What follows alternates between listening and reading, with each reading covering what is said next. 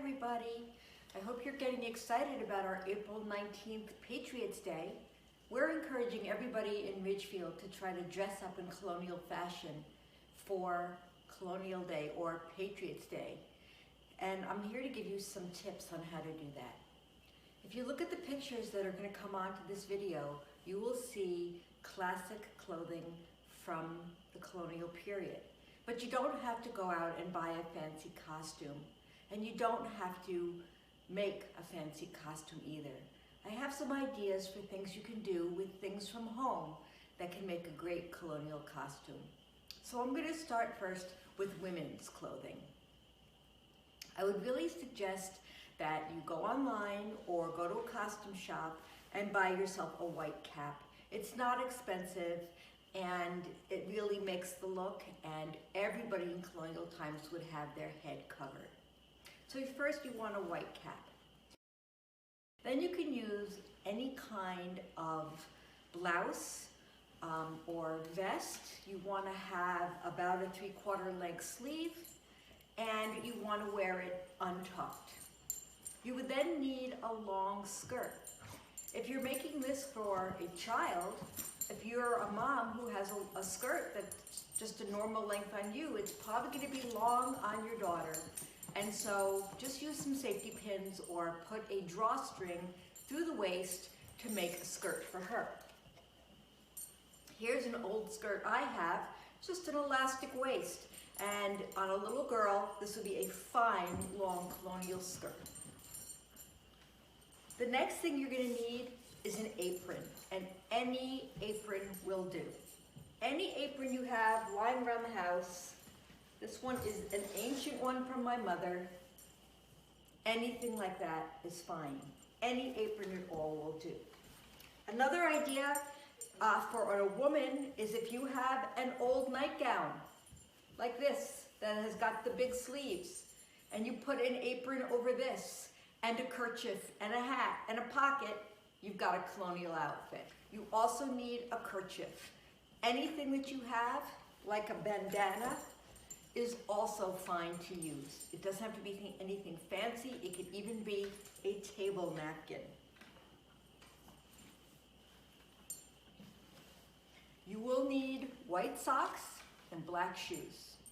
So you need a long skirt, white socks, knee socks, like tube socks would work, black shoes, long skirt, apron, some sort of a blouse, a kerchief, and a hat. I did a video on how to make a pocket. There's videos online on the Ridgefield Historical Society that show you how to make a pocket either with sewing or without sewing. So if you can have a hat, a kerchief, a pocket, an apron, easy accessories, and you're already very colonial. For men, they always also covered their heads. So I would again suggest going to a costume shop or online and purchasing a tricorn black felt hat, as you see in the pictures. They're not expensive, and they're lots of fun and can be made into lots of other costumes. Men would also wear a kerchief. So any kind of bandana or piece of fabric you have is fine. It can be white, it can be a color, it can be anything you want. For a men's shirt, I pulled two things out of my old wardrobe. This I've had for a very long time, but if you notice the full sleeves and the loose fit, this would make an excellent shirt for a colonial man. Another one I have is simply a blue shirt. They're showing a lot of these with what they call pussycat ties now, but this wrapped around your neck twice and tied in a knot would be an excellent shirt for a colonial man. Again, you're going to wear this untucked. Now, for pants for a man, men wore breeches. You can make a pair of breeches by taking a pair of sweatpants, cutting them off at the knee, and running a drawstring through the hem that you made and tying them at the knee. Another choice would just to be take a pair of leggings. These are plain cotton leggings that we all wear all the time.